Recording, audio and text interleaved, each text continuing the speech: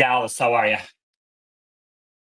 I am feeling tired and proud today to be an American. We need higher energy, especially from our younger speakers like Dallas. Dallas, let's start it again. Dallas, how are you? Man, I'm feeling good today. Feeling proud to be an American. How are you today, Yaman? Hell yeah, I'm feeling amazing. Let's go.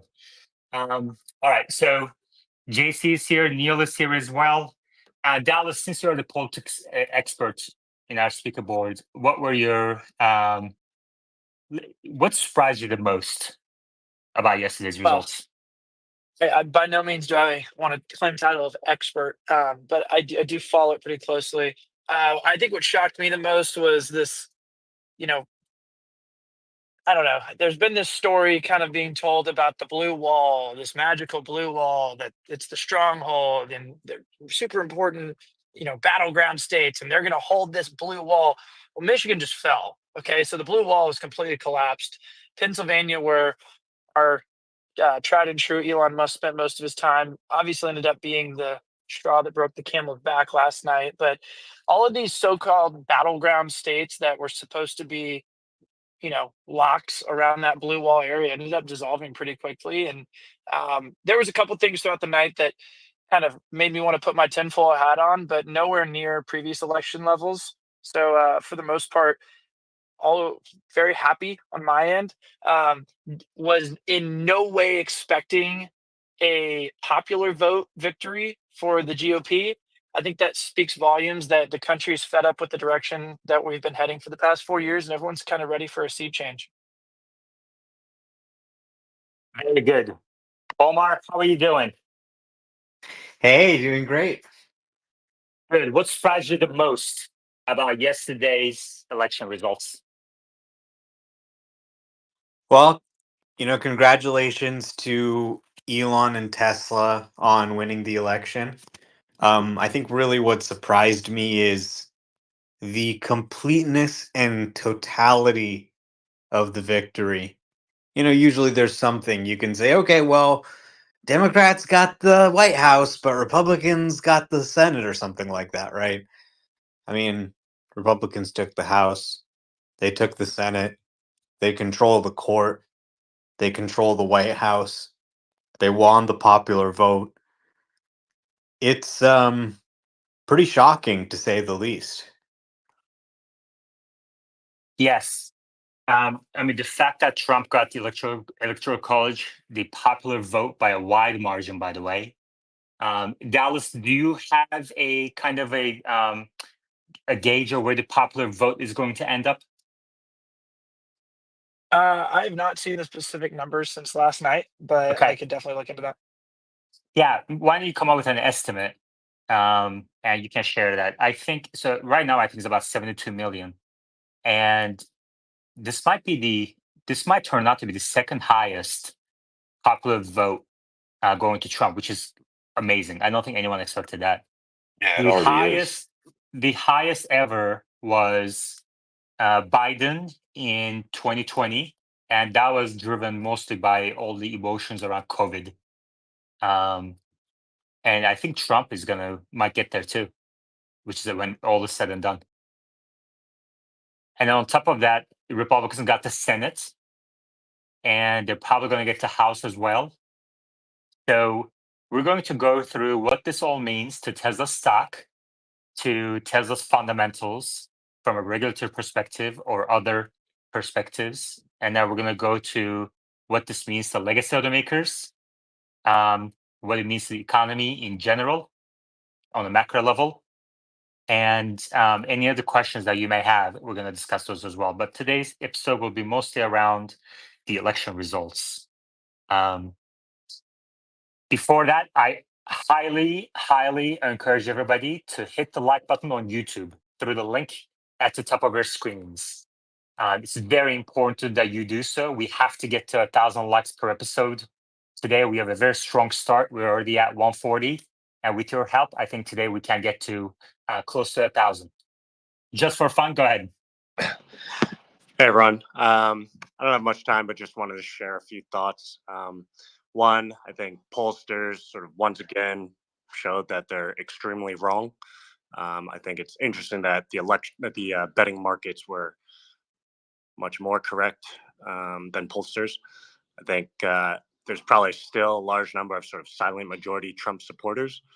I think more relevant to this space, Elon adds another incredible win to his legacy. He went all in, like he often does, and just really pulled through incredibly. He may have handed the victory to Trump. I do sort of worry about America. I think it's usually not good when one party is in control of all three branches, and maybe especially with someone like Trump. But I don't want to be a downer. I do think it's a great day for at least Elon and his supporters for now. Thank you. Just for fun. Just for fun, laid out his position, his take on yesterday's results, and now we have Bull 2035 on the board, who is a Democrat, and he's also one of the permanent speakers in the DM speakers group. We had a bit of a back and forth in the DM group. I'm expecting a heated discussion. Bull 2035, welcome. Thank you for making it to the speaker board today. What do you have to say? Yes, I wouldn't say I'm a Democrat. I'm an independent. I'm a McCain Romney type guy. Okay, so that's where I'm coming from. It was a victory, and the question I have now is, okay, so Trump's got the ball. What is he going to do with it, and what is Elon going to do with it? And I think we just have to make sure we have an understanding as to what we can expect and what is kind of pie in the sky, and grade from there, see what he can accomplish. As a Tesla shareholder, of course, I'm happy anytime Tesla shares go up. So I'm certainly happy about that. Just one point on the pollsters. The pollsters really didn't get it that wrong. I understand the comment, but if you go to the 538 or Real Clear Politics, they were just a point or so off. A lot of the pollsters did have Trump winning this. I don't think that's what people mean when they say pollsters got it wrong. And originally, I would agree with you, but then throughout the night, as the Senate shaped up, Trump got the popular vote by a wide margin. Even the House, I mean, they got a sweep. No pollster that I know of predicted that. Go ahead.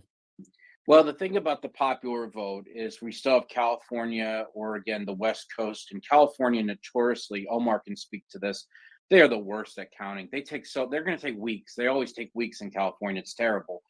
So I think that's going to tighten up. But yeah, Trump's going to win it all for sure. Okay. Uzi. Hello. My throat's been messed up the last couple of days, but with on the poly market thing, they say I think it was a 98% chance Trump, the Republicans win the House. 99, they win the Senate. They already won the Senate. So Trump got a clean red mandate too, and so does Elon, without any House investigations into you know um, whatever administrative practices they take. So Doge seems to have a serious mandate. As for the poly market stuff, I do think they're more accurate than the polls. And yeah, maybe there's a couple pollsters that make some ridiculous predictions, like I think Ann Salzer in Iowa saying that Trump would lose. Um, then the poly market and Kalshi, they were absolutely correct on basically everything. And I think it's a testament to a large market with a lot of volume and good liquidity, as they would say. Okay, Nick.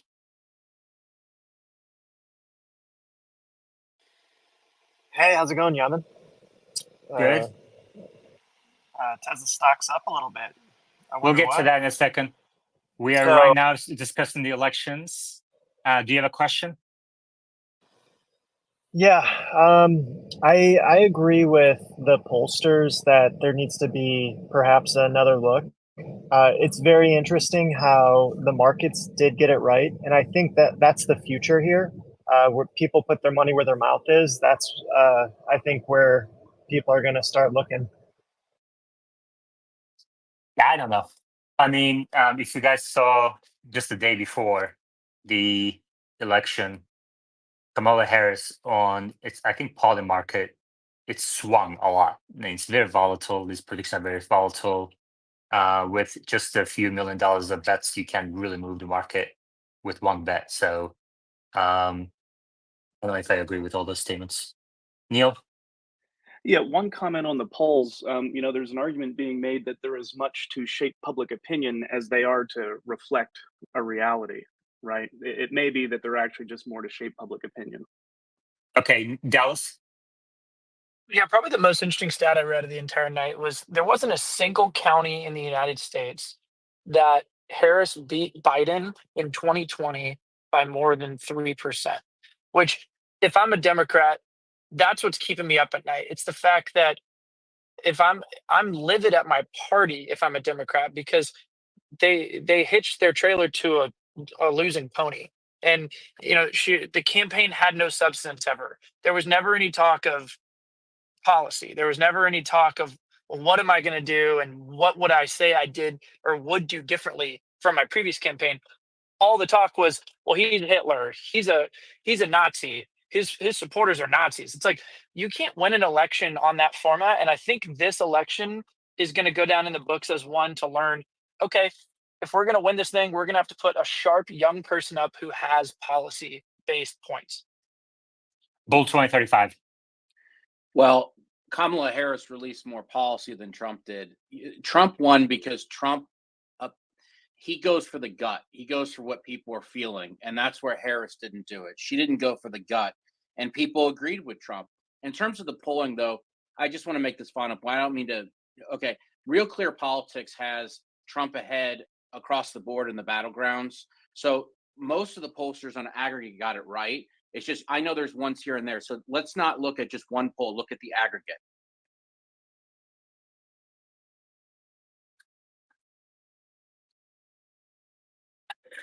I honestly, like, sometimes I feel like when people are super wrong about something, they should take a step back.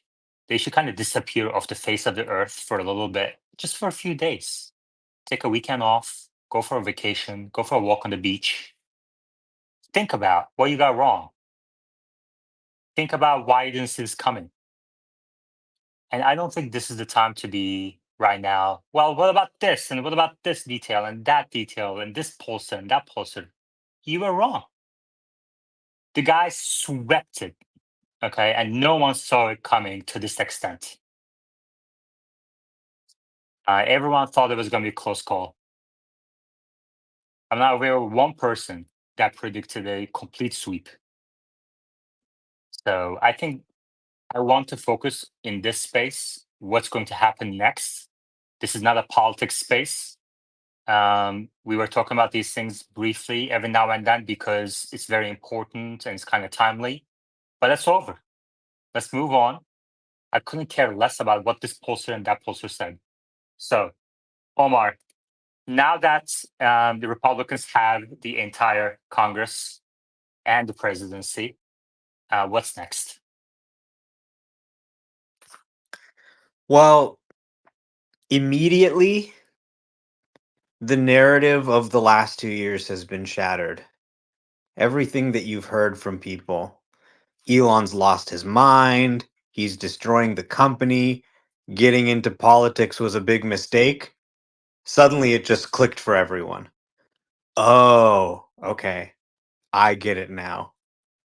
He's taken the White House and the Senate and the House of Representatives. And they love him. Frankly, they could not have won this election without him. Look at states like Pennsylvania and the margin there, and look at his efforts there. Look at the acquisition of Twitter. When every cultural institution we had was trying to ram this turd down our throat, Kamala Harris, who nobody voted for, when she ran in the primary, everyone said, we don't like her. But Joe Biden picked her to be the vice president. They said, well, now she's the presidential candidate.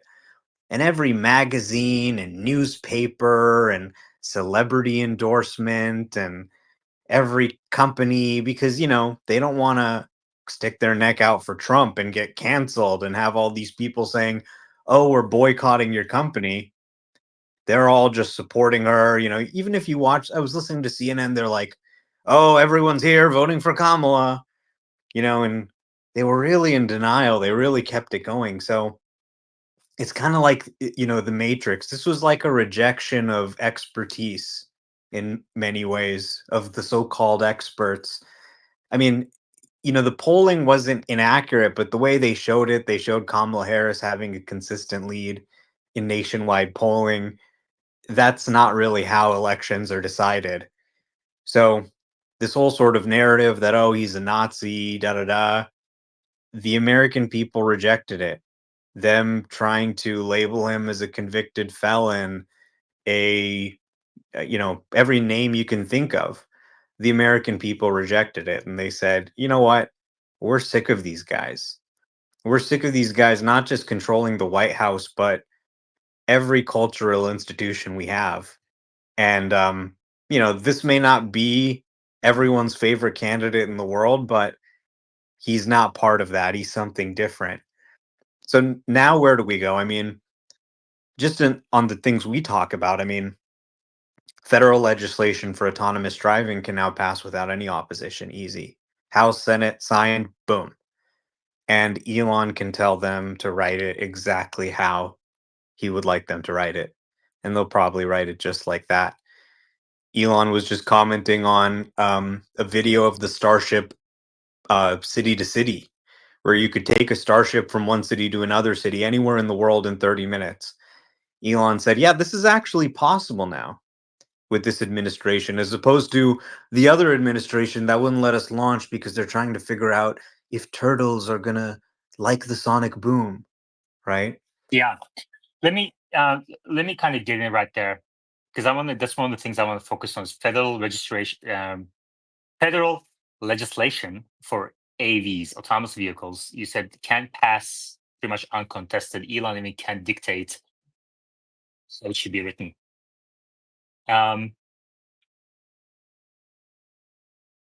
Where's Dallas? Dallas, if you're in the space, come up to speaker board. Omar, when would you expect that to happen? How would that take shape? I haven't really heard anything about this. It's just kind of entirely speculation on my part, but the current framework for autonomous driving, where it's handled by states, obviously creates the complexity of dealing with 50 different states. The ideal system would be that you get licensed once at the federal level, you deal with one federal regulator, and then you can just launch anywhere in the United States or work with them, and they have the authority to grant permission. This is obviously the way it should work. But this type of legislation has been through Congress and has stalled multiple times. They can't get it passed. Now, without any meaningful opposition party, I mean, the Democrats can filibuster it in the Senate, but you can just kind of tack it onto some appropriations bill or something and get it passed. And I would expect that to probably happen maybe even in the first 100 days. Wow. Okay, so maybe a federal legislation on autonomous vehicles in the first 100 days. That would be incredible. We're going to dig into a little bit more. I see Neil's hand in a second, but I want to say thank you to those of you who are taking action to help us grow Tesla Live by going to the YouTube link at the top of our screens and liking. And, just a quick shout out to Jennifer, who's always liking and reposting the space every single morning, reminding me if there is no reminder for the space. She's like, kind of, hey, where's the reminder for today? Where's the reminder for YouTube video? Shout out to Jennifer. And also Crunch, the Grace Hopper, just sent a super chat. Thank you, Crunch. And yesterday,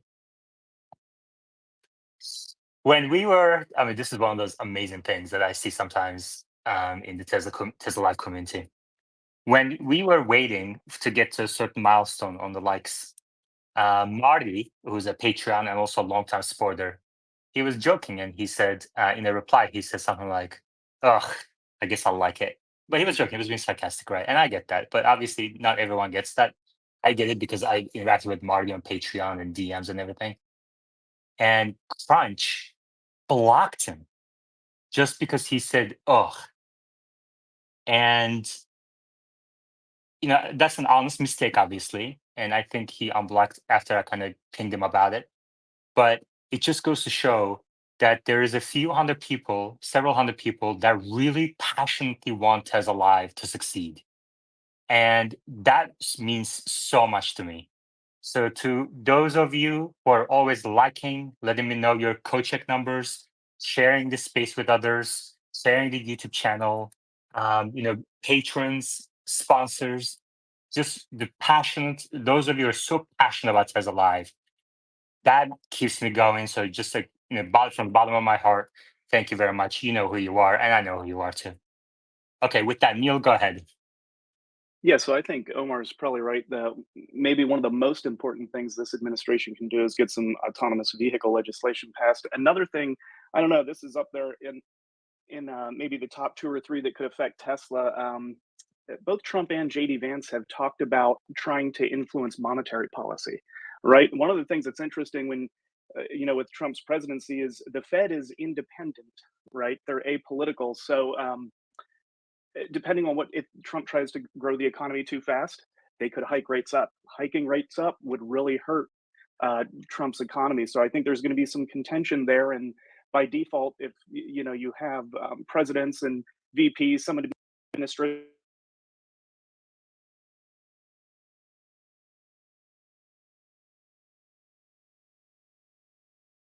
Did Neil break for you guys? Okay. Yeah, I can't hear him. Omar? Yeah, Tim Cook just put out a tweet congratulating Trump on his victory. And I heard an interesting story that Cook had approached Trump behind closed doors and said, "Look, these these Europeans, they're fining us billions of dollars, and there's nothing we can do. We just have to pay them. Can the American government help us from these Europeans who are not only fining us, but using these fines to tell us how to run our business, how to make our products?" And he said, "You know what, Tim Apple, if I'm elected president, I will help you with that." So interesting to see, Tim Cook, gay man, CEO of a very liberal company, come out and say, I'm excited about this. I may not agree with this guy on a lot of things, but he's actually going to go and advocate for these American tech companies. And, NVIDIA just passed Apple as the most valuable company. Maybe this could help their performance a little bit. I don't know. Okay, great. Thank you. Omar, we have a question, a super chat from YouTube. Truto T asks, how fast will executive order PAN be deployed against FAA, FCC, NHTSA, etc., which stifle Musk companies? Yeah. So no more recalls. I think we are going to get to call them softer recalls now, or something like that. These are the kinds of doors that are open to us, and people are like, stop! Everyone's whining. I'm so afraid. Like, what if they don't ever buy a Tesla again? And he was like, who cares? And look at where we are now. Look at the possibilities that are now open in front of us. I told people, this guy is not an idiot. He knows what he's doing. And that's democracy. If you can just convince people to see it your way, you can have the ability to do what you want to do. And he convinced people. Very good. Thank you. Bull 2035. Hey, Omar, talking about legislation here, have you seen any draft or model legislation on autonomy? And are there anybody we should be following? Ro Khanna, who's a Democrat, are there any Republicans we should be keeping an eye out for on this issue? Yeah, I would love to see a bipartisan bill. There are bills, I think, like the Drive Act or the Self Drive Act or some stuff like that. Probably needs to be reworked quite a bit. What I would say is just give NHTSA the authority, right? NHTSA certifies new vehicles for sale. Extend that authority. Give NHTSA a mandate that they have to update the standards to allow for cars with no steering wheels and pedals, that they have to really not impede the industry, obviously guard the safety, but NHTSA or some other organization, put them in charge of certifying the self-driving cars, put them in charge of standardized test procedures, put them in charge one centralized organization with investigating crashes and incidents and working to resolve those with the engineering teams. And then don't have people have to apply to every state and deal with 50 different states.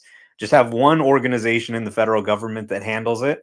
That's the correct way to do it. This is something that needs to be handled at the national level, not at the state level. And this is going to help accelerate this technology. On top of that, once you have a federal framework, I think it's also going to open up a lot of capital, and just sort of free up these companies to focus on the engineering and not on 50 different regulatory regimes. Awesome. Well said. Thank you. We have a couple of super chats. I want to read Nirav Patel. Nirav Patel, thank you. He says, "Go Trump," and now allowed to buy for Tesla. Now allowed to buy FSD on an annual plan, $999 a year. Omar, do you think that's a good Wow. idea? That's huge. Fantastic. I love it. You like that idea? Okay. This is what we need to see to start Yeah. driving FSD revenue. This is really great. It's essentially a 2 months free if you commit to a year, Right. and then they can't cancel. So Right. probably that's pretty good. And then you start looking at, okay, $1,000 a year, the price is probably going to go up. That $8,000, especially if you have some referral credits, starts to not look so bad. There you go, Nirav. Omar likes our idea. And Jake McCombs says, "Thanks for everything you do for this great community." Thank you, Jake. Great effort by all the speakers, sponsors, patrons, listeners. Really, really loving it.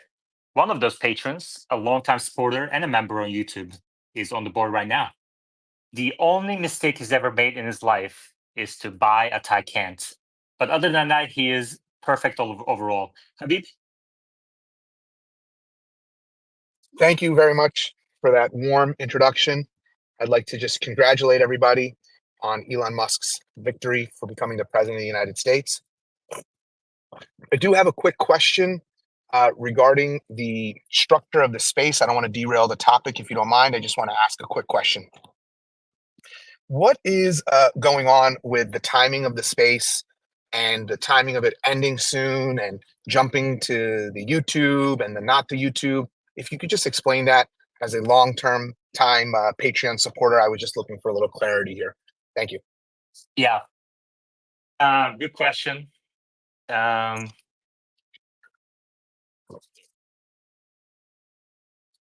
think X will always be the home of Tesla Live. But on the other hand, we have to get YouTube to 10,000 subscribers so that it's easy for new viewers to find it. Right now, it's very difficult to find because it's such a low start. It's a new account on YouTube, so we just have to hustle to 10,000 subs. And at that point, I think it'll be easier to find it, and the organic growth will take over, and we won't have to do these like counts and stuff. But so I'm trying to find ways to get people to like it or watch it on YouTube, subscribe to it. So one of those things I'm going to do is once we finish here, say like in an hour and a half. So we're going to limit X Live, X Spaces to 60 to 90 minutes. I'm going to spend about 20, 30 minutes on YouTube with whichever speaker wants to join, and every speaker is welcome to join. Or, if they don't want to, I'll do it by myself. That's fine. Going to build a discounted cash flow analysis, incorporating the things that we discussed in here into a spreadsheet, distill it into a spreadsheet, and come up with an intrinsic value. And hopefully that will get people to like and subscribe and maybe follow on both platforms until we get YouTube to 10,000 subs. Once we get YouTube to 10,000 subs, I'm going to publish the videos on X as well. We're going to have live streams on both platforms. And I think at that point will be contribution margin positive, and then we can start adding episodes to different time zones so that Europeans can watch it, people in Asia can watch it, or to other companies that cover Elon's other companies like SpaceX Live or Neuralink Live, just like we're doing with AI amateurs. But the first step of all of that is we have to get to 10,000 subscribers on YouTube. So that's why. Got it. I appreciate that. I would just like to take one more minute of the space's time. And I would like to strongly encourage everybody who's here, who's listening, who's participating, who's listening in anonymous mode. If you have gotten any benefit from being in this space, to go and become a subscriber on YouTube. It's for free. And hit the like button like everybody asks. It's uncouth, in my opinion, to talk about personal finances, but I will tell you, being part of this space for over the past 2 years has greatly benefited my personal financial investment within Tesla, and not just Tesla alone, in other technology companies. We learned a lot about NVIDIA, for instance. We learned a lot about SMCI.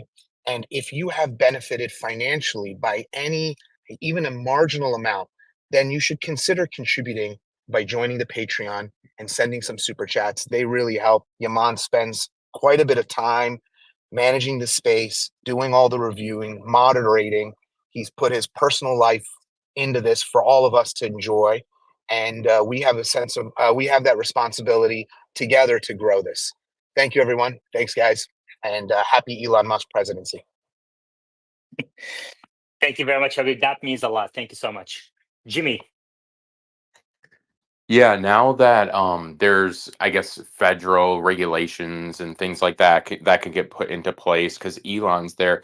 Do you think Elon would go after people like Mark Zuckerberg and people who have obviously been in front of Congress and have basically lied because nobody in Congress understands what they're doing when it comes to privacy and stuff? Now that we have like Elon in place, he knows these type of things.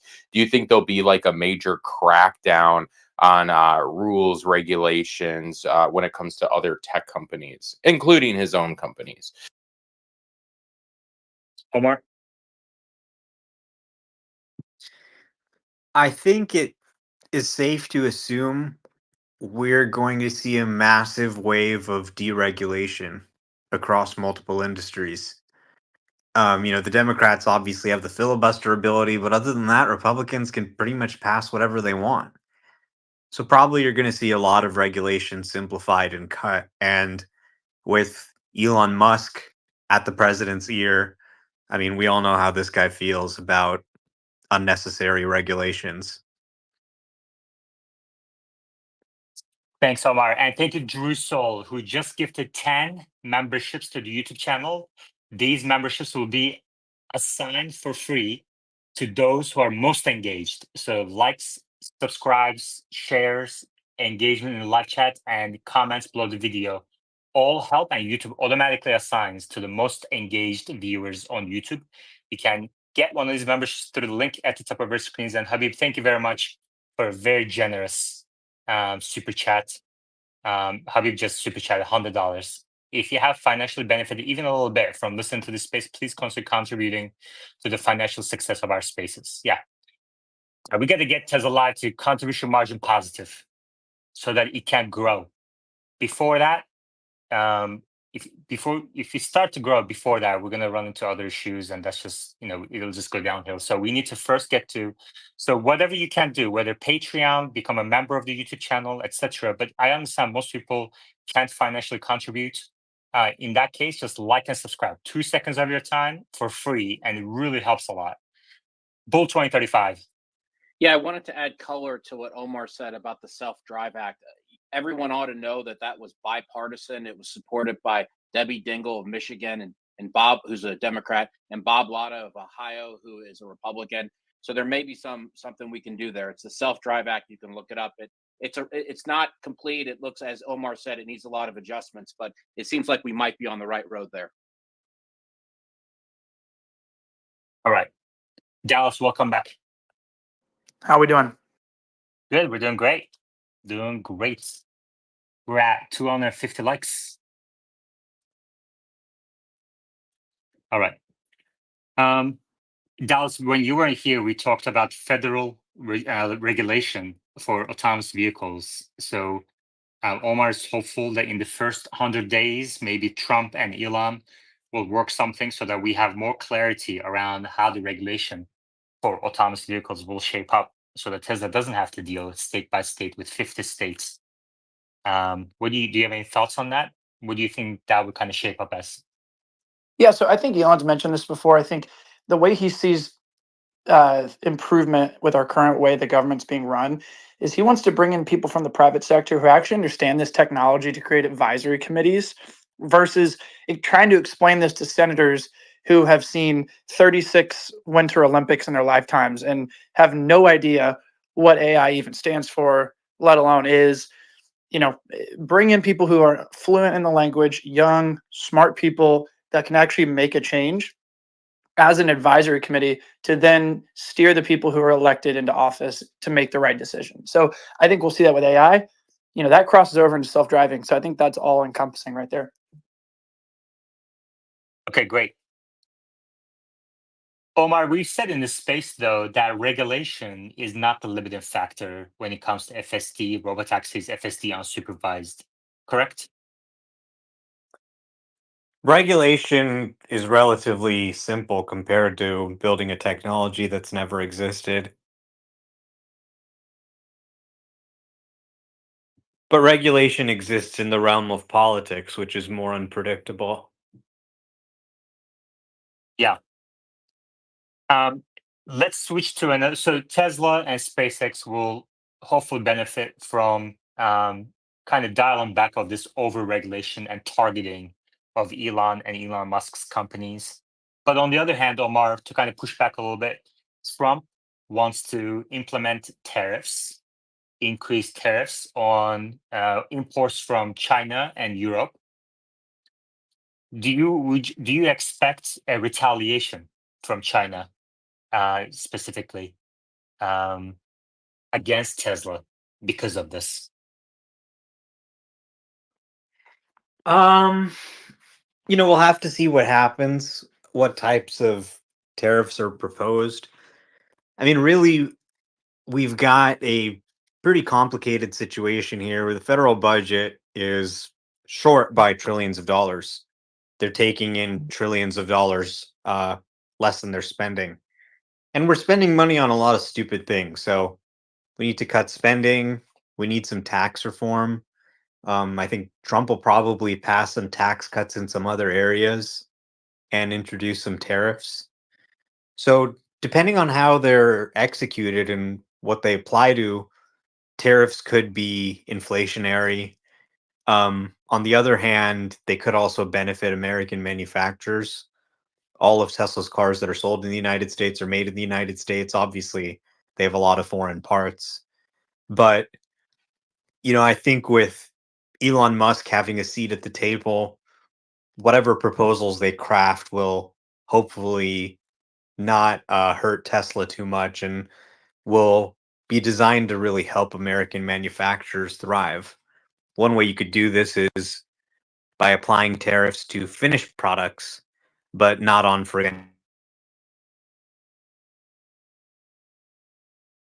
products. Okay, great. So right now we're in a wait and see mode. Let's not jump to conclusions. Let's see what actual proposals are brought to the table, what role Elon can play in shaping of these proposals. And there's a lot of nuances to these discussions. But Omar,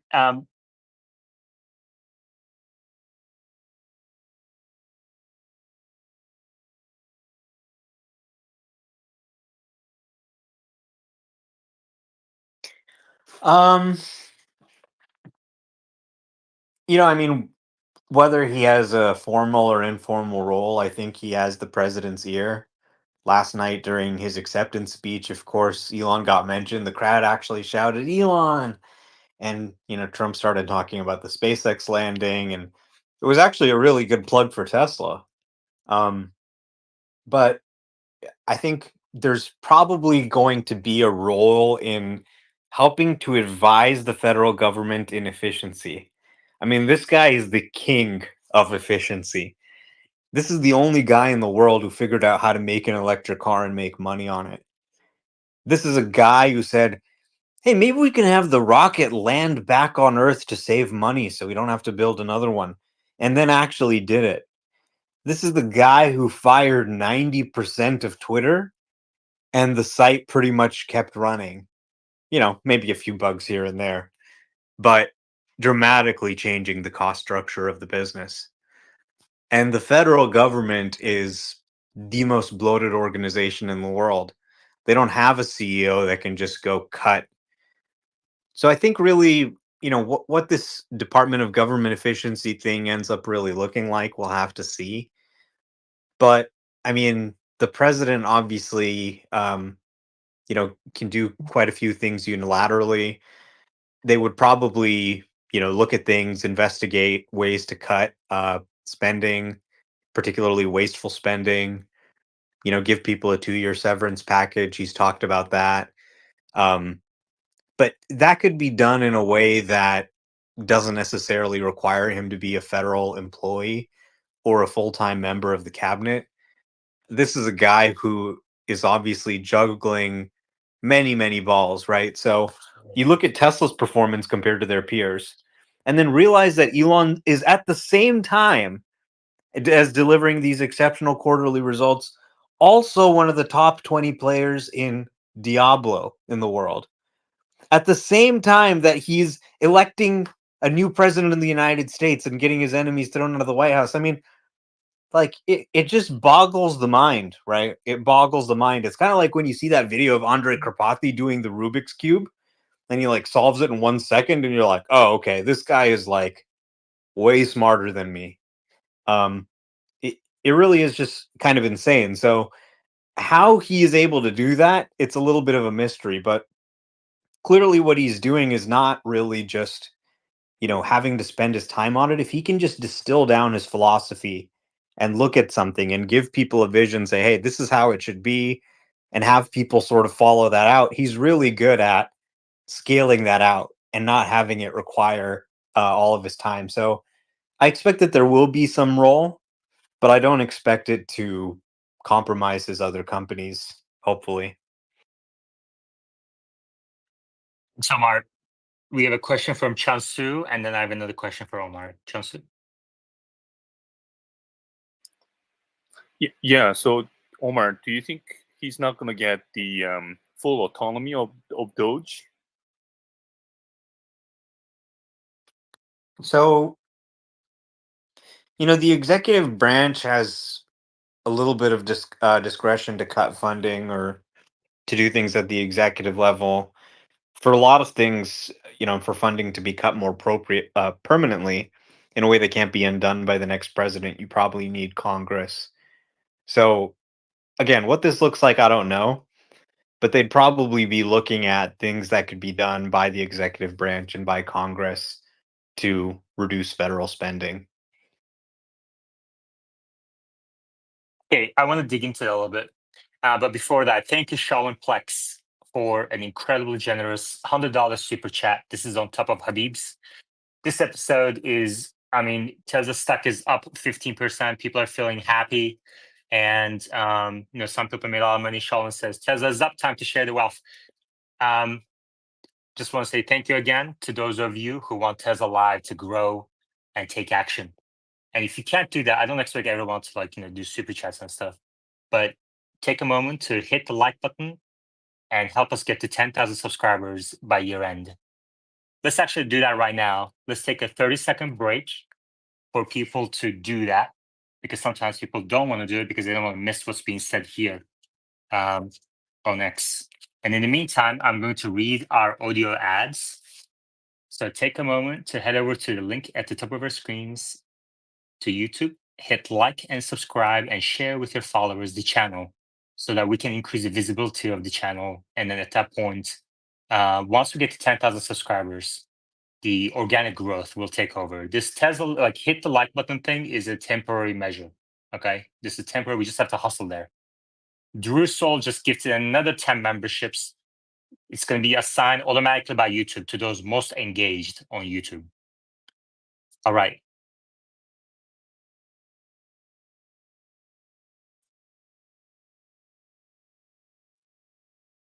Tesla Live is proudly sponsored by Paymore, your trusted destination for buying, selling, trading, and recycling electronics. Looking to upgrade your tech? Want to turn your old devices into cash? With over 100 stores nationwide, Paymore makes it easy and secure. And I just want to say, the Currently, Tesla Live is being hosted on a MacBook Pro provided by Paymore. And I went over there in person, turned in my MacBook Air. They, looked at it quickly, looked at the battery life, and they gave me a price that they would be willing to put towards the MacBook Pro, and then I was handed the MacBook Pro. And the laptop I got was barely used. It came in its original packaging, really, and with an Apple bag, and there's no scratches, no nothing. It was even in better condition than what the Paymore website said. So I highly recommend Paymore. If you have old electronics or relatively new electronics that you want to sell to them, get cash or store credit and buy something else at a very, very cool, low price. And Tesla Live is proudly sponsored by Joa, your go-to source for premium Tesla accessories. Joa, you'll find innovative charging solutions, stylish interior upgrades, protective gear, and cutting-edge tech add-ons. Use promo code TSLA Live at checkout to receive a special discount on your next purchase. Thank you, Joa, and Paymore for helping us grow. Great. Omar, Elon has said before that he can shave off $2 trillion from the annual budget. How likely do you think this is? Do you think this can be done in the next 4 years with Elon as an advisor? Or do you think we should expect some drastic measures to get this done?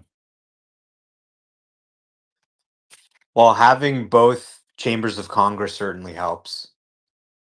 I think that if you gave Elon free reign to cut whatever he wanted, he could absolutely cut $2 trillion out of the federal budget.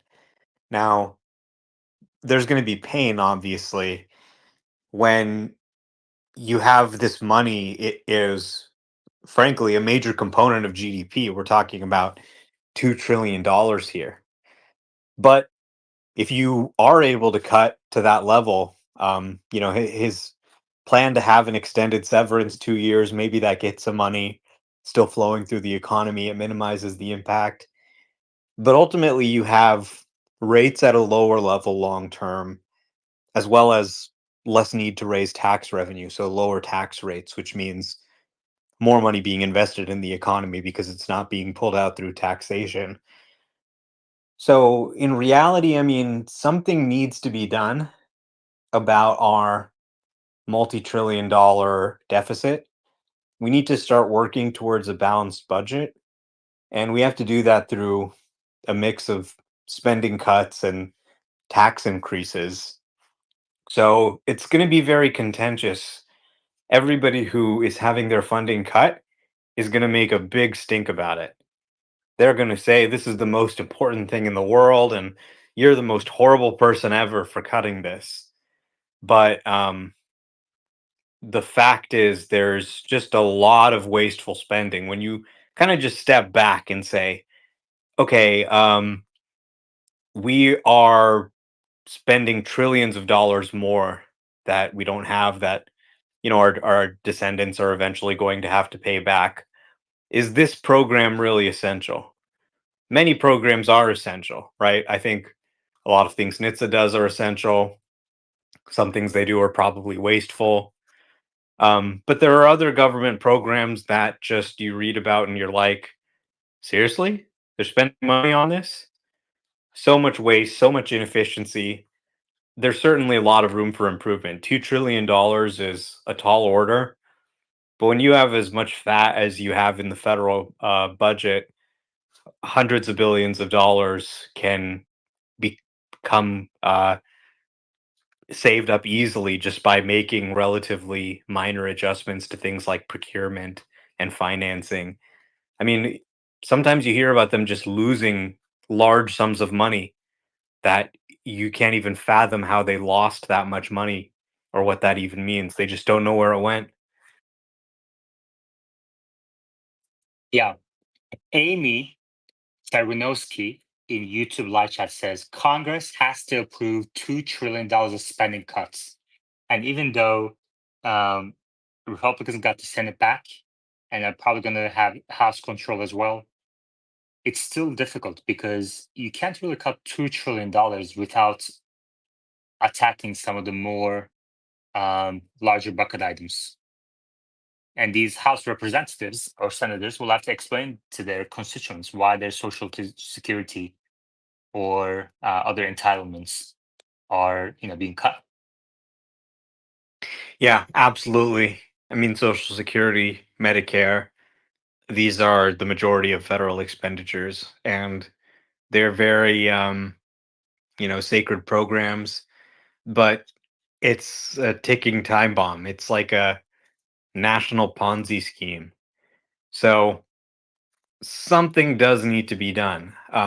This is what I'm talking about when I talk about the pain, right? It's not just special interests that are going to see things cut. There's going to be a lot of that, of course, but you may need to actually raise the retirement a few years. You may need to make other changes to really just ensure that Social Security remains solvent long term. Yeah, we have other couple of hands right now I want to get to, and now we're going to focus on the market reaction, whether it's Tesla stock or markets in general or the bond market. We're going to talk about that next.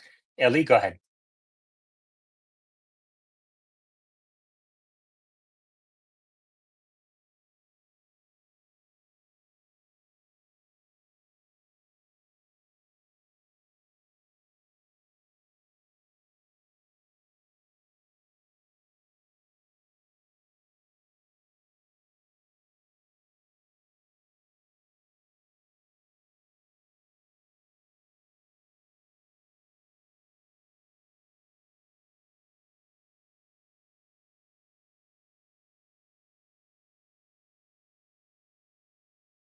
Omar? Well, I mean, anything could happen. We'll just have to see. I mean, it probably is not going to be worse than the last administration in terms of their relationship. Jeremy? I think to follow up on that, I mean, something to consider. And again, I'm sorry if this has already been mentioned already. I've been kind of going in and out of this, but to follow up on the potential conflict between Trump and Elon, Trump has been very pro manufacturing in the United States. He has been very supportive of Detroit and for our legacy auto manufacturers, GM, Ford, Chrysler, and they are seen as kind of some of the biggest winners, I think, of a second Trump term. And Trump has also kind of doubled down on oil as well, along with other forms of energy. And I think that the thing that I had a question about was Trump's support for rolling back the EV mandates, and particularly some of the subsidies that were offered with the Inflation Reduction Act, and the future of the $7,500 credit for the purchase of an electric vehicle. I think there's some fear that that could go away. And I'm curious about your take on how this will impact the future of EVs. I'm very bullish on Tesla in the future, of course, with Elon's position, but certainly for the competition, for Rivian, for the Lucid Group, this has got to be a blow to them. How is Rivian competition? Well, I'll throw it out to you guys. You correct me where I'm wrong, but I'm just talking about Rivian is going bankrupt. Yeah, of course. The only competition they have is time. Yeah. But Rivian stuck it down 9%. It was down as much as 10% today. Their market cap is about $9 billion. And we're seeing automaker stocks declining across the board, except for Tesla. So if I look at, let's see, VW stock down 6%. They have profitability issues. They haven't been able to ramp their EVs to profitability like any other automaker except for Tesla. And now they're facing the potential of tariff wars across the world. BMW also announced some results and down 9%. And these stocks are pretty much as low as, even lower than COVID levels. Mercedes down 8%. Porsche announced some bad results too, recently down 6%. Even the Chinese automakers, like for example, Xpeng is down 4 or 5% today, and they're having to change strategy. They used to do pure EVs, one of the few companies that just focus on making pure EVs, and now they're switching to extended range EVs. Extended range EVs seems to be the new one, the hype word for hybrids, basically. And I don't think that's going to work out, especially in an autonomous world. So, Omar, do you think the EV tax credit is going to go away? Well, they did say they were going to repeal the EV tax credit. They now control both houses of Congress. So it would be pretty safe to assume the EV tax credit is going to go away, which means everybody needs to order a Tesla now if they want to get the point of sale credit. This beautiful, nonsensical creation. The government is buying everyone Teslas. They'll give you $7,500 off. You never even see it. They just lower the price of your car. It's such a good deal. Everyone should take advantage of it before it goes away. Who knows when it'll go away? Maybe they'll decide to keep it for some reason, but probably not. Maybe it'll be something that takes effect in 2026. Maybe starting, March 2025. It's not going to happen. We don't really know. But I would probably place a Tesla order today because once Trump goes and starts making comments and says, and we're going to repeal the EV tax credit in our first 100 days, it's going to be great, you're going to love it, then what's going to happen? Everyone's going to run and try and get one of these Teslas. I just got an email from Carvana today and they said, hey, the price of your used 2018 Model 3, which, I already sold a long time ago, but they still send me updates about its value. They're like, oh, it's gone up 8%. So people are already looking at these used Teslas that have the used tax credit as well as the new ones that qualify for the new tax credit.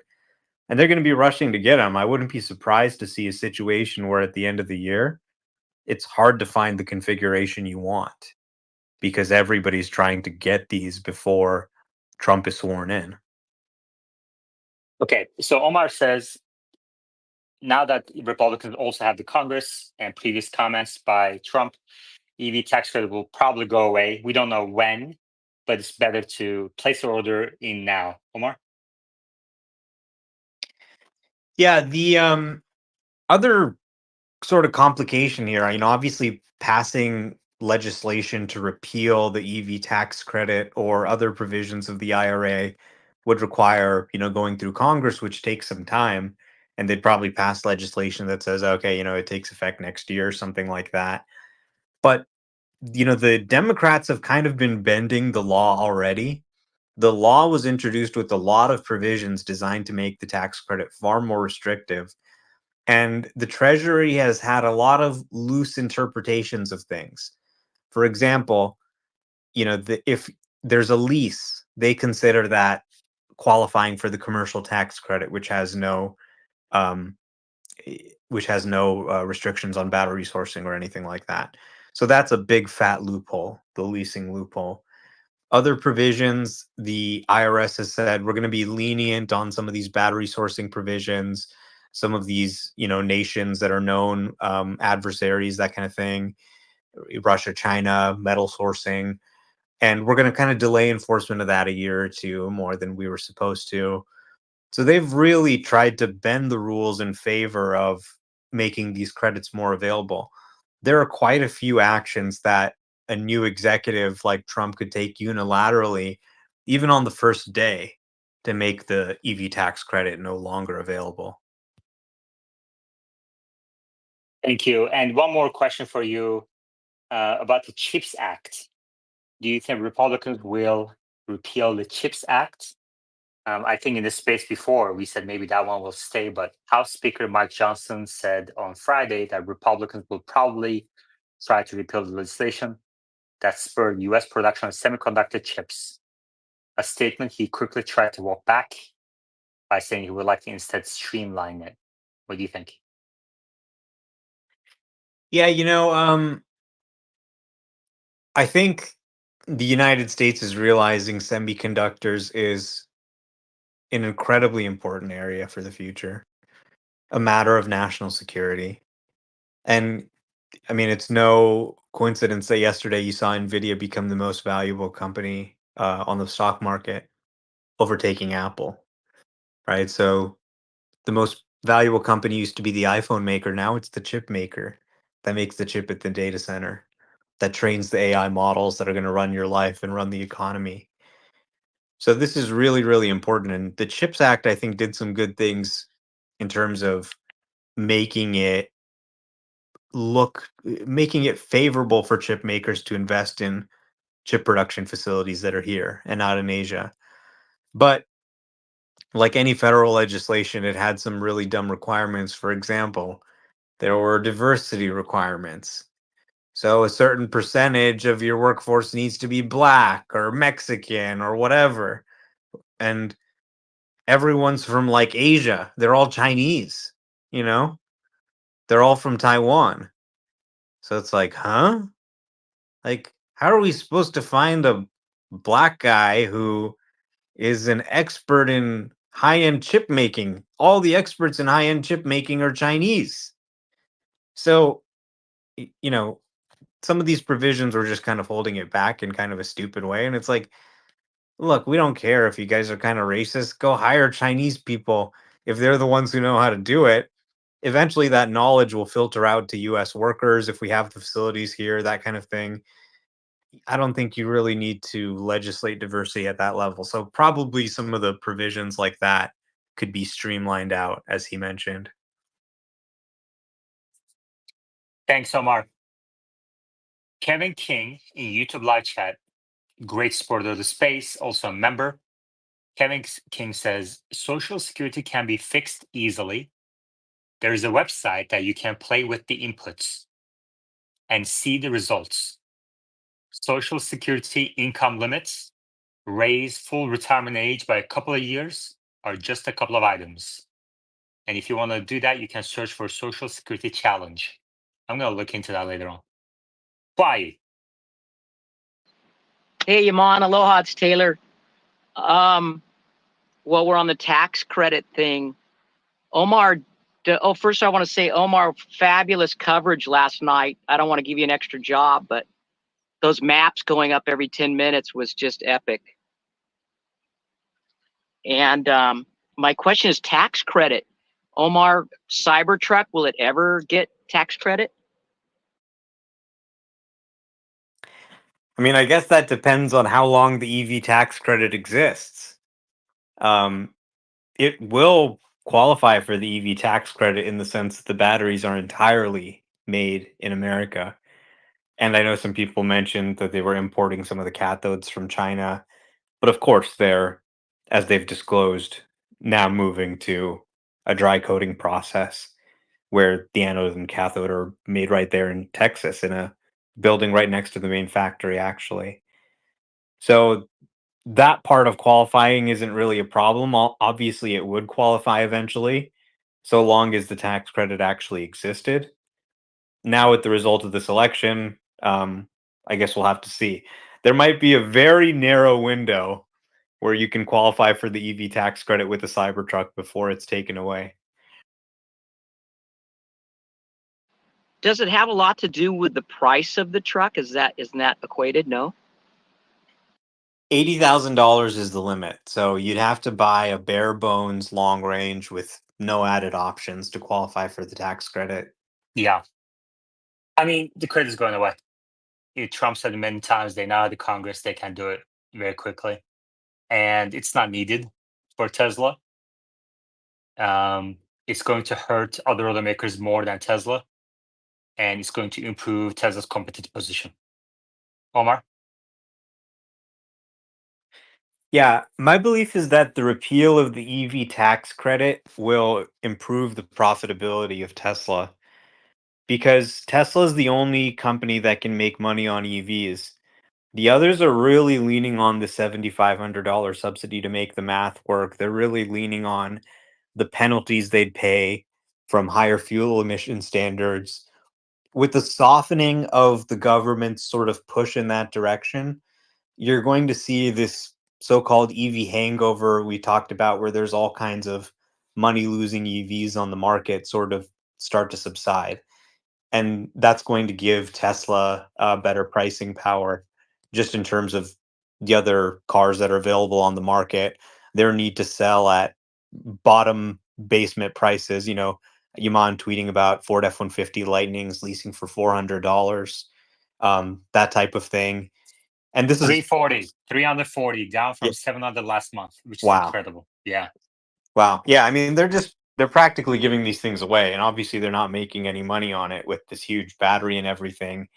But this has obviously put pricing pressure on Tesla. And then, the thing about the EV tax credit is not everybody qualifies for the tax credit, only about 25% of people, but you end up with this thing that's just such a drag on your pricing structure where it's like, well, you can't make it more expensive than this. But even though there's huge inflation, you can't make it more expensive than this, right? And this is how expensive it can be. And okay, people should actually buy less options that they actually wanted. And now you're not making as much profit because people aren't allowed to pay more for the car and still get this tax credit.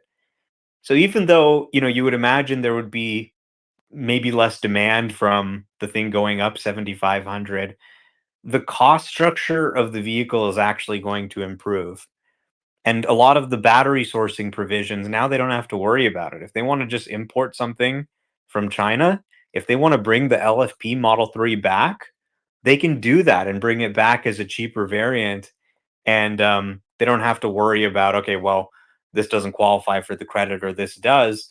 And what do I have to do? What hoops do I have to jump through just to be competitive with one of the other EVs on the market? Jordan, Caleb. Oh my God. I just the reason I'm asking is I'm really got so much interest here in Kauai about the truck, and I'm trying to get the price down, so I can convince people. So that's my only thing. In an ideal scenario, maybe we have a year where you can get a Cybertruck for 72K long range with the EV tax credit if it takes them like a year to repeal or something. But a lot of speculation at this point. We don't know exactly what's going to happen. Exactly. Okay. Truth30 says, please go to YouTube and get us 300 likes. Thank you, Truth30, for rallying people up. I really appreciate our moderators. Man, he's also in the YouTube live chat. He's leaving replies. Next, this is what I mean. There are a few hundred people who passionately want the live to succeed. Jessica is also out there in YouTube live chat trying to get people to like the video, posting on X the link to the YouTube channel as well. Thank you, Jessica. So let's take a moment. We're almost there. Let's get to 300 likes right now. Let's get to 300 likes right now through the link at the top of our screens. We're going to take a 20-second break so that you won't be missing anything.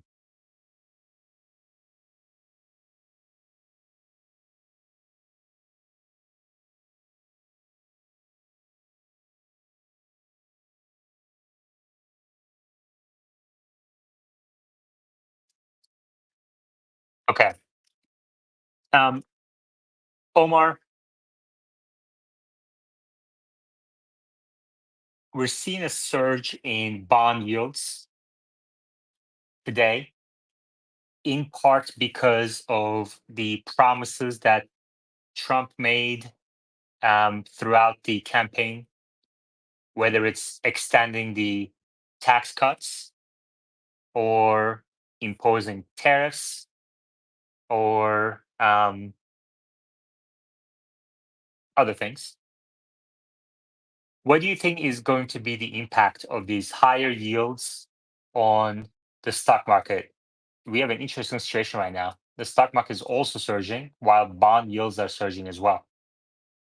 Dow Jones up 3.4%, Nasdaq up 2.8%, S&P 500 up 2.4%, Russell 2000 up 6%. It is a risk-on type of day. Technology, financials are all up. Consumer cyclical stocks are also up. Healthcare down. Real estate down because I think people are worried about mortgage rates going up to 8% soon. And and consumer defensive stocks like Walmart, Procter and Gamble, Coca-Cola are also down. Utilities are down as well. Tesla up 14%. I think at one point it was up 15, 16% today. What do you think is next for the markets and for Tesla stock?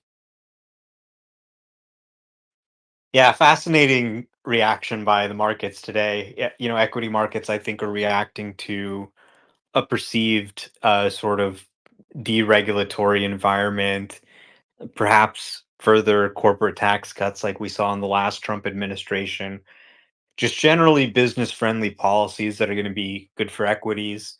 Certainly, certain names like Tesla that are in need of some of these things are responding strongly. In the bond market, I think really there's increased risk that they're seeing and just uncertainty, right? They're just reacting to the uncertainty. And when you have that uncertainty and you have that risk, investors demand to be compensated for that risk, and yields are rising. So particularly some of the policy proposals he's talked about, like tax cuts, um, spending on different government initiatives, spending on the military, could, if there are policies that create higher budget deficits and inflation, then that's going to drive up bond yields. And i- there's uncertainty here because, like we talked about yesterday, there's the campaign and there's promises, and then it actually forms up into actual policy. So, depending on the shape of policy, if policy moves in a direction that is towards sort of fiscal discipline, then you could actually see bond yields reverse.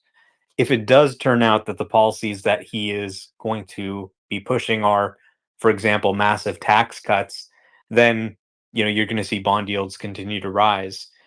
Then another thing that people talk about is the sort of bond vigilantes. Like they're these people who just kind of sell bonds when they think the government is not exercising fiscal discipline. So if they think the government's doing something stupid, cutting taxes too much, raising spending too much, they'll sell off bonds, right? And when that happens, you know, they're sort of just trying to anticipate that, preempt the move a little bit. That's why you're seeing yields move in that direction. So yeah, it's interesting. I think there's a lot of uncertainty in the air, particularly with a candidate like Trump. He can be kind of unpredictable. As we get more color on what these policies look like, it's likely to provoke further moves in the equity and bond markets, as it affects those securities. You've been adding to Tesla shares in recent months. Every time it dipped down a little bit, you've been buying 1, 2, 3, or however many shares you're buying. What's your next move? Are you holding on to it? Are you adding here after the elections, or are you lightening up a little bit? I think it's still pretty cheap, to be honest. I've been saying for a long time this is like a $300 to $400 stock. By the end of this administration, I think we're going to see an all-time high. It hasn't really been going anywhere over the last 4 years. I think things are going to change. I think they have a lot of just incredible technology that they've been working on for years and years. Things like the 4680 cells that they've been scaling up, manufacturing in Texas, having their partners and suppliers start manufacturing. Things like FSD, where they've put years and years of work into it. They've built these massive compute clusters. A lot of things that I think are going to bring in large future cash flows. This thing is just driving me all around like magic. It is the most human-like self-driving I've ever seen. So I really do think it's headed to all-time highs. I think obviously the company's earnings profile has to follow, but they are in a position to really turn the ship around here. When you see this sort of earnings contraction and margin contraction, it's hard for investors to really get excited about getting into this.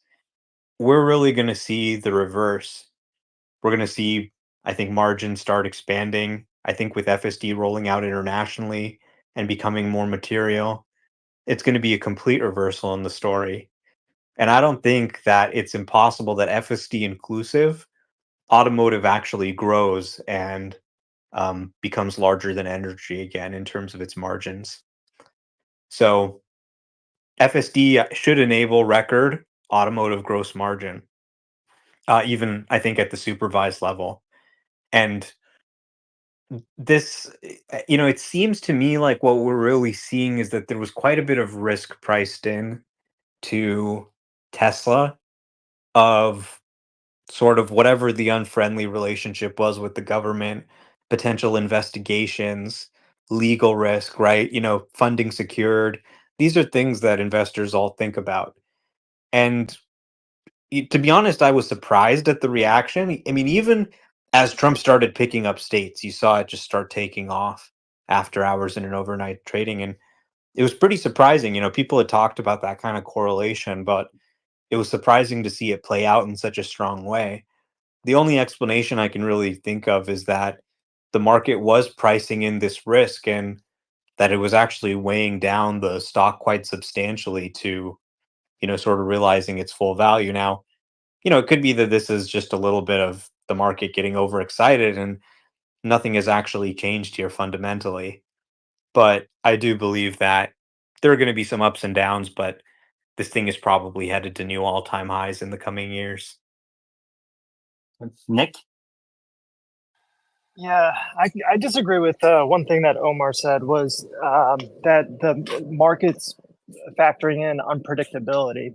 I think Trump is predictable because he's been there for 4 years, and there's nothing that he has done that that can move the market that he didn't say he was going to do.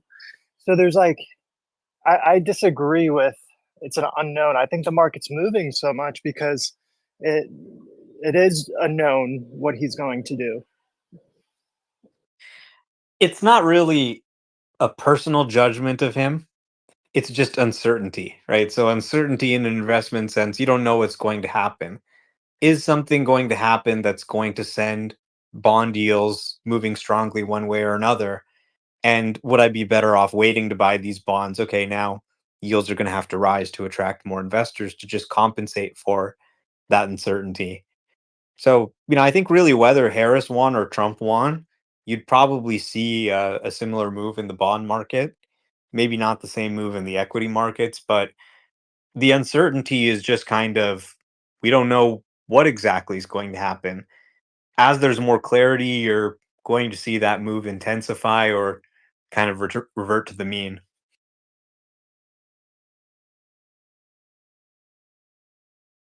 Okay.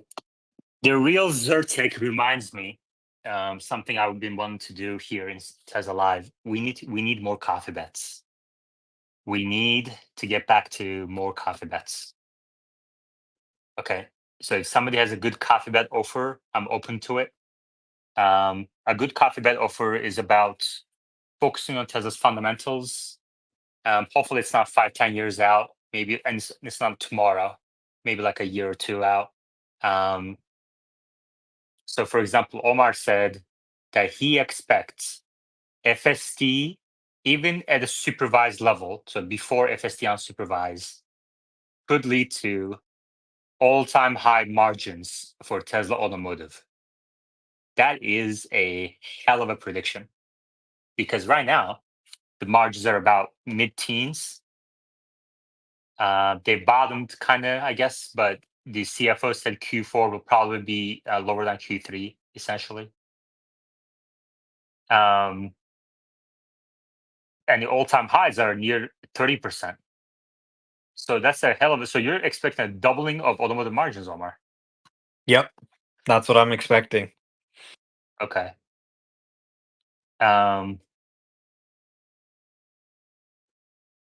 When do you think that's going to happen? As FSD supervised or unsupervised becomes available globally, I think you're going to start to see that play out. Okay, but your original point was that it will happen even before FSD unsupervised, so next few quarters here, right? Yeah, if they stick to their schedule, then yeah, in the coming quarters, there's sort of a multifaceted aspect to it, right? So on one end, you have the actual FSD revenue itself. You have, people paying $8,000 or $99 a month or whatever for FSD, and that pads the margins. I mean, if you look at an FSD attach rate, it already sort of doubles the gross profit on the car as it is today. If someone does happen to attach it, buy it or subscribe over time, they get the same revenue, and that sort of enhances the automotive margin. And then on the other side, you have just the cars themselves becoming more differentiated. So right now, in 66%, two-thirds of their global market, they're not having that differentiation that they have here in the United States. So the pricing power they gain from that differentiation, as well as the actual software revenue itself, is what I expect to drive that record gross margin. And then, if you No, kind of but think about it from that perspective, yeah, if there is that component and it's there globally in all three markets, the math gets much easier. I mean, on the other hand, if EV tax credits go away, that alone will be a pretty big headwinds, at least in U.S. margins. So Well, I don't see how Tesla can get to 30% margins before FSD unsupervised, Tesla Automotive, and also before some of these automakers, the excess capacity goes away through bankruptcies. I mean, I think really with FSD supervised just rolling out, it is going to take them to a place where the gross profit per vehicle uh, essentially doubles just based off the FSD revenue alone. Then you look at the fact that the market reality is people are several years behind on this, on getting cars out that have similar features. People will pay more for the Tesla because it has these features. People get addicted to them. They really have a tremendous amount of pricing power in this business. It's been masked by what's been going on in recent years, but people just love their Teslas like nothing else. And, with this victory, I think it's going to sort of take it even further. The thing about the EV tax credit is it's not a full $7,500 benefit. What you need to do is you need to look at the $7,500 benefit times the number of consumers who qualify minus the cost of compliance with the credit. So, how much more are you spending on the bill of materials for the product? How much less efficient are you being? How much are you not scaling because you need to source from qualifying suppliers? And then also, how much revenue are you losing because people are scaling down their order to qualify for the tax credit? So when you look at all that, it's not quite 7,500. In many ways, it kind of simplifies life. Real cost reductions don't come from government subsidies. Government subsidies never last forever. This is a crazy thing to be doing with a multi-trillion-dollar budget deficit. EVs don't really need it anymore. And they're going to continue to drive down the cost with things like the unbox process. The EV tax credit will, I think, impact demand somewhat short term. The benefit I think could probably be maybe on net to the consumer something on the order of $3,000. But the cost reductions, the ability to do things like offer LFP batteries in the United States from China and not worrying about them Yeah. being uncompetitive are also pretty powerful. Okay, great. We have a couple of hands, and now what we're going to do is so 5 more minutes on X, then I'm going to switch to YouTube exclusive, and I'm going to build the DCF one more line item. So we're going to build a discounted cash flow analysis for Tesla over the next coming weeks, maybe a couple of months. and I'm trying to do this one line by one line. In yesterday's episode, we did Optimus production ramp with a couple of our speakers. And today I'm going to create a line item for what Omar just said. Tesla automotive margin in the coming quarters. Okay. And if you're a speaker, I sent you a StreamYard link to the speaker DM group. You can join me on YouTube as a speaker as I build this DCF. And in the live chat, I encourage everyone to share their views about what we're discussing on the spreadsheet. So we're going to build this discounted cash flow analysis for Tesla together as a TSLA community.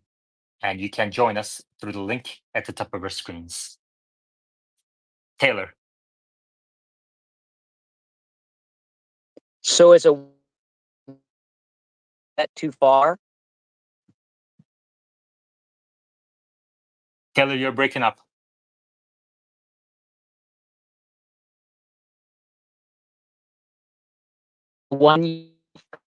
Taylor, sorry, your sound quality is really bad. You need more Starlink in Hawaii. All right. Ellie, Neil, Nick, anything from you guys?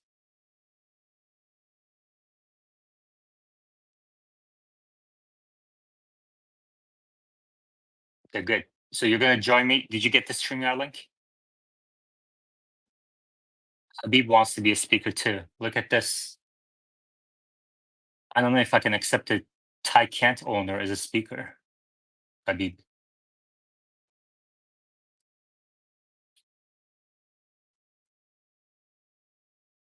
Okay, head over to YouTube through the link at the top of our screens and wait for me there while I set up our speakers.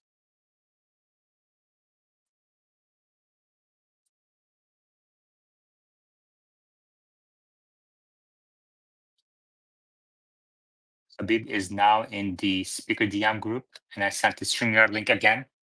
So head over to the StreamYard. Oh, there you go. Ollie's there. Perfect. Tesla''s there with his camera on. Ellie's there. Perfect. Wow, this is great, guys. Thank you. Let's see. Okay, great. We're going to meet everyone there.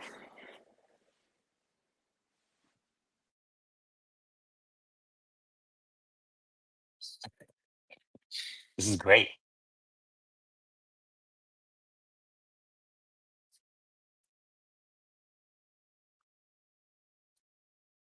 All right, switch into the spreadsheet.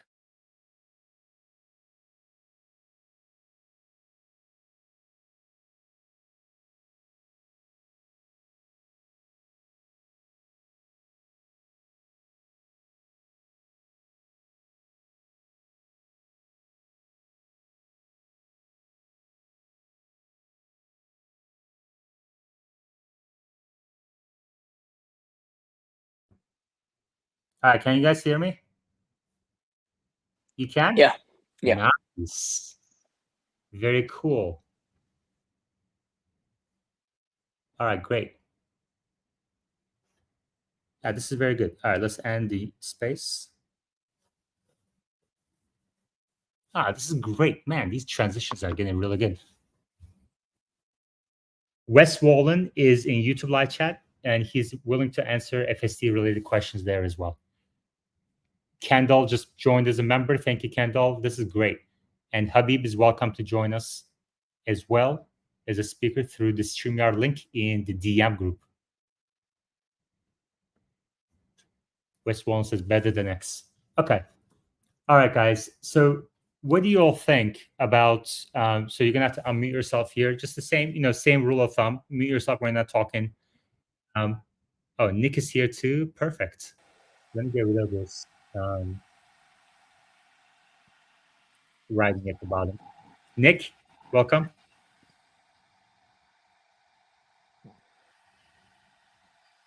Nicholas. Hey, how's it going, Yaman? Hey, going well. You have to mute yourself when you're not talking, though. Oh, okay. Let me figure it out. Okay, great. Yeah, I muted you for now. Okay. So we talked about Optimus yesterday. I don't think neither Ellie nor Ali was here yesterday. So first of all, what do you guys think about these unit production ramp assumptions for Optimus?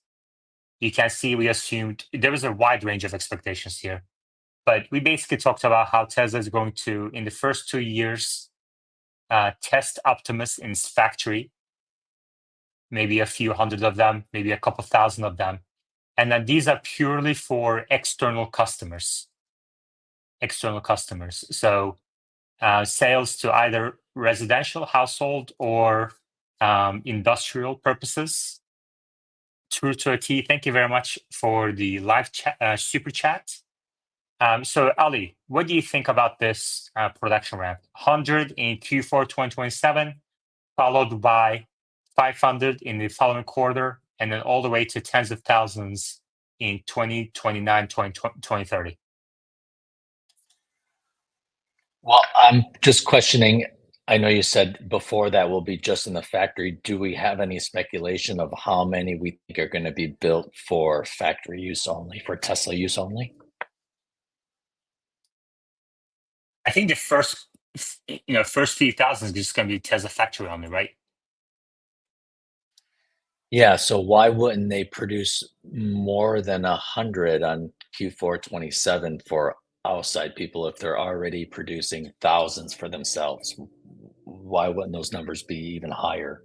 That's what I'm kind of trying to question. I'm kind of thinking about that too. And I was kind of thinking about that too last night.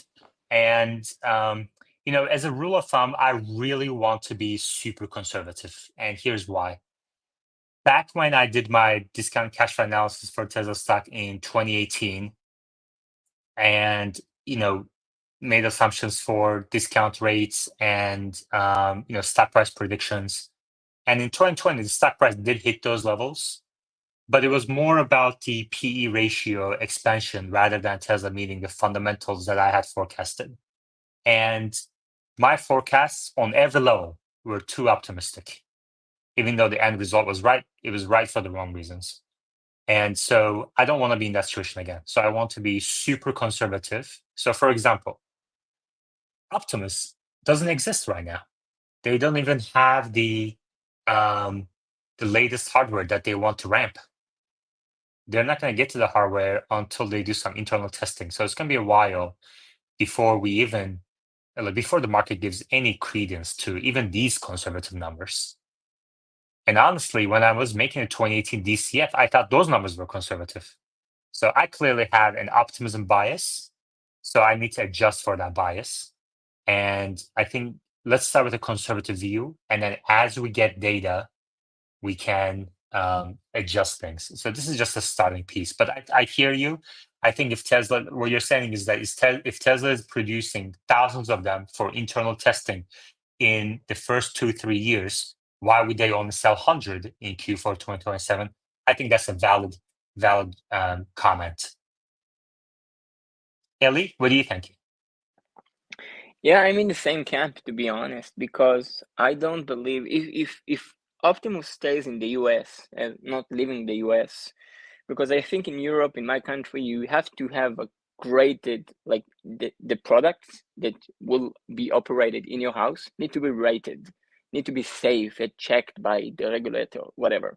I believe in the US that won't be the case, and they will be able to bring more than 100 in 2027. I'm a bit more optimistic, like yourself, in the past, and yeah, I think it's doable. Okay, great. Nick, Ali, go ahead. Yeah, I think these first few won't go into households. I think they'll sell to other industries first, other factories, before they would even sell to the home, because that's where they're testing out for themselves. So they already have an idea of how it's going to work in the factory. So it'll be easier to sell these into other industries first before. Okay, great. And we have Meta here as well. All right, this is great.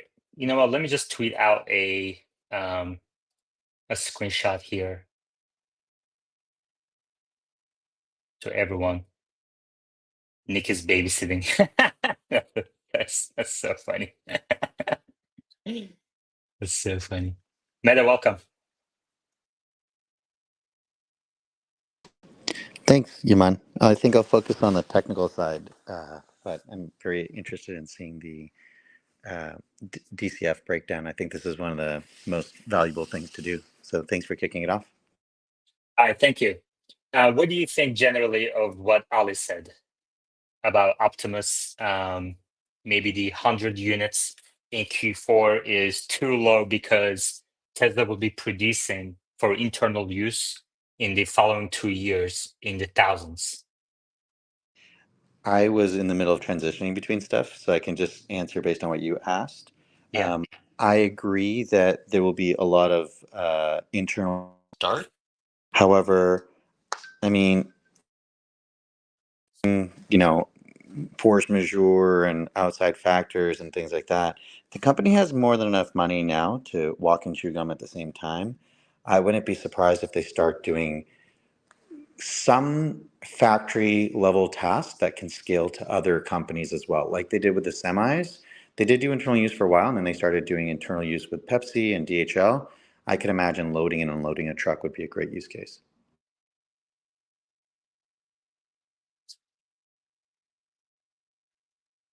All right, great.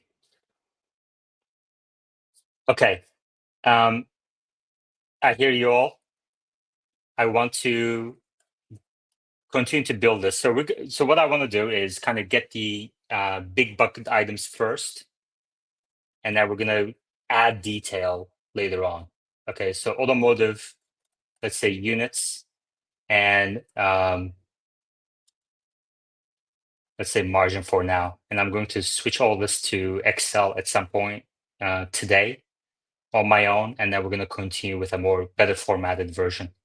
But Omar made a big prediction today. Okay.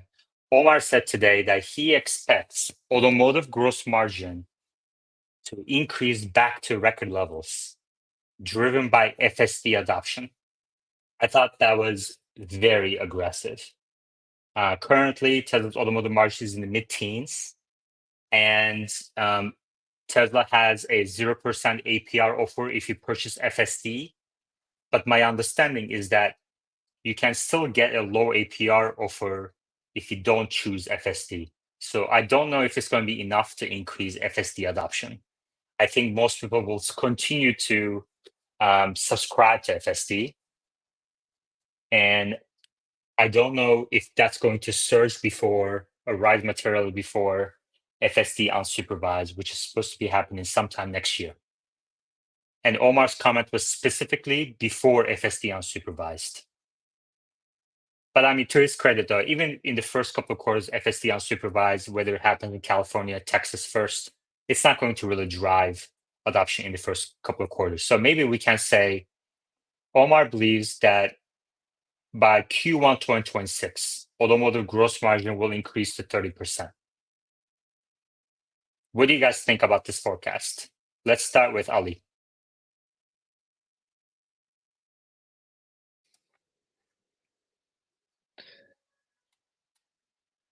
I guess it all depends on how quickly FSD unsupervised and even version 13 rolls out and how good it is. And I mean, assuming it gets better, then, well, I mean, I guess that could go up there, but it just depends on the roll. I mean, they're already a little bit behind. I know they were supposed to have version 13 out before the end of last month. So we'll just have to wait and see what that version shows. Okay. Neil, would you like to say a couple of words here? What do you expect for Tesla automotive margins? Yeah, I may be a little more hawkish than Omar. My thought is, so if they have a margin right now of 17%, there's two potential headwinds to the margin over the next 12 months, but certainly longer term. One is the tax credit going away, which could force a lowering of prices. And the second would be interest rates. If the economy gets too hot or the interest rates stay flat, they're going to have to continue to eat margin to get those 0% rates. So To be honest with you, if they could get a 3% increase in 25 and another 3% increase in 26, if they could get 3 to 5% a year, I think that'd be phenomenal given the potential headwinds. Yeah, not only that, but Tesla is also introducing more affordable models, and that production ramp is going to happen next year. So I don't see how this happens unless FSD unsupervised is on schedule and the adoption rate is very quick. Meta, any thoughts on Tesla automotive margins? I think in the past, they've stated that they expect things to level out about 20%. They want to get to 20 million cars per year. Even with FSD included in the margins, I think it would be better to ramp up the vehicle production and maintain 20%. So I'm not sure that they get to 30 plus. I think if they start approaching that territory, they would just more aggressively make more vehicles. Do you think Tesla will lower car hardware prices as FSD take rate increases then, along with what you said? Yes. Wow. Okay. That's amazing. Ali? There you go. Ali, I like your hand raise right there. There's no hand raise on there, so I figured I might as well just physically raise my hand. I think prices could go up as FSD gets better because there are people like me who are waiting for Tesla to open up their own network to purchase more vehicles, and nobody's going to really want hardware AI3 because hardware AI4 is going to get all the latest software. So that's more likely more people will just buy a new Tesla instead of, some plans were to buy used ones and add them to the fleet. Yes, maybe that could happen later because AI3 is not going to get the software updates as quickly as AI4. So I think a lot of people are going to want to buy new cars to put on the network. So I actually think ASP could go up as more people flood to get Teslas. Okay. Ellie? So I can see Tesla doing something similar to B2B in the business. So FSD for businesses, FSD for fleets, FSD for personally used or individuals that basically do want to make money out of it.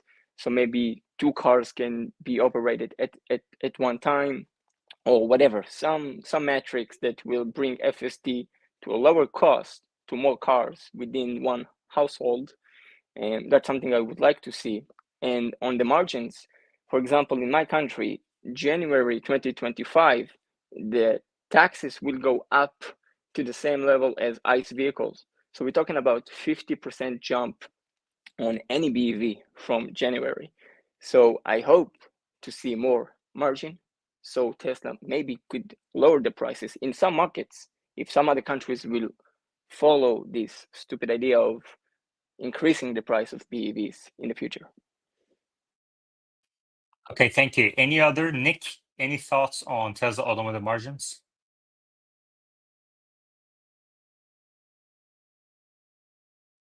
Neil? No. Well, let me say the final thought is they're going to, I think, to Meta's point, they will sacrifice margin to keep the factories busy. So it's on the chopping block. Yeah. I mean, right now, the automotive capacity for Tesla is about 3 million units. Tesla is trying to get to 1.8 million deliveries this year. Troy has said that it's not looking great right now for that 520,000 unit. I think they can probably get to 500,000. I think these deals will going to get really good throughout this quarter.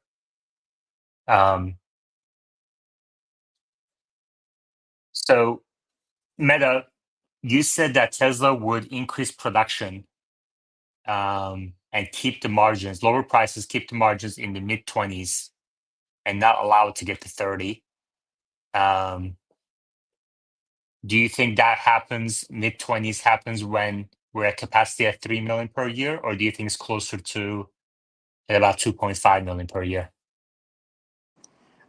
That's too specific for me to be able to answer, but somewhere in there, yes.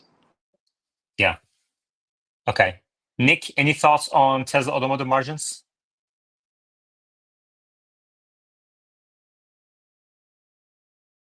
In line with Meta, where that 20% is that magic number, in my opinion, based off of what the company said.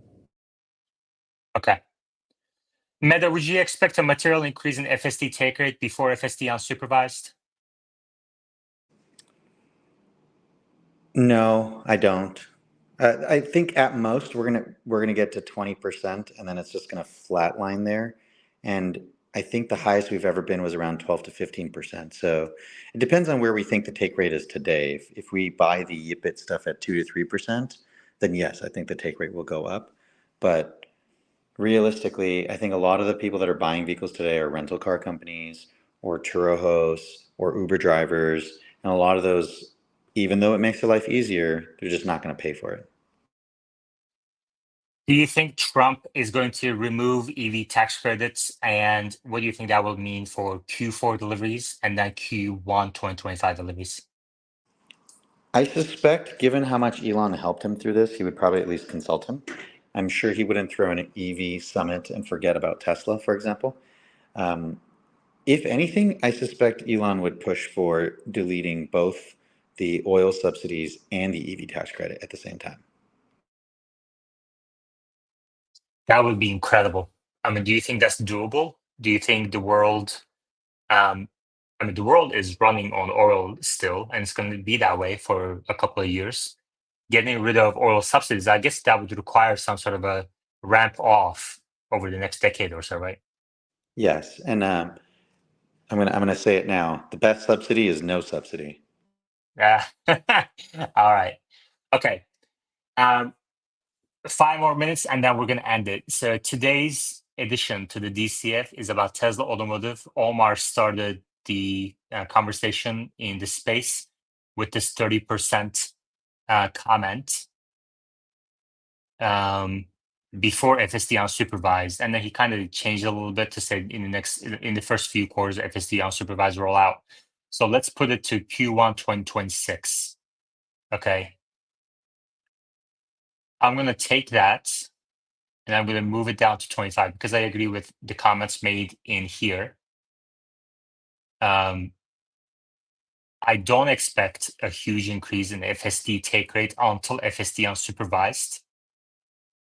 I think people, like my experience during a test ride with a friend was that, my friend was in the driver's seat. She put it on because I asked her to.